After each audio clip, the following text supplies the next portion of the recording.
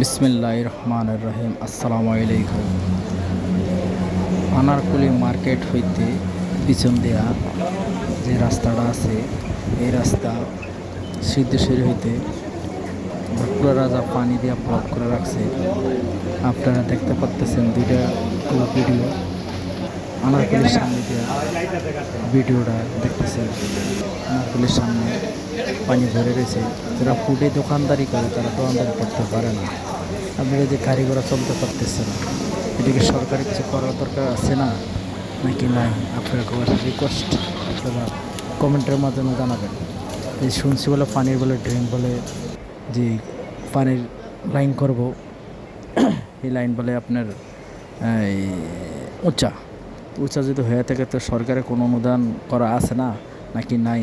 আপনার কাছে রিকোয়েস্ট, আপনারা আমাকে মেসেজের মাধ্যমে জানাবেন। আরও রয়েছে যে ভিডিওটা কষ্ট করছে, যদি ভালো লাগে লাইক শেয়ার কমেন্ট করবেন। আরও আপনার যে মানুষের যে হয়রানি, যে কষ্ট, যে দুর্ভোগ, ইয়া বলার মতো না। আপনারা দেখতে পাচ্ছেন এই মুহূর্তে খুবই কষ্টে আছে মানুষ, খুব হয়রানিতে আছে। আজকের থেকে না, বহুত আগের থেকেই আপনার এই কষ্টটা মানুষে করতেছে। আপনার কাছে রিকোয়েস্ট, আপনারা যেভাবে হোক আপনারা এই কাজটা করবেন। মেসেজের মাধ্যমে যেভাবে হোক সরকারের কাছে পৌঁছে দেবেন। আপনার কাছে এই অনুরোধ রাখি। আপনার কাছে আমার ভিডিওটা এখানে রাখলাম। ভালো থাকবেন। আসসালামু আলাইকুম। আল্লাহ হাফেজ। ইনশাআল্লাহ।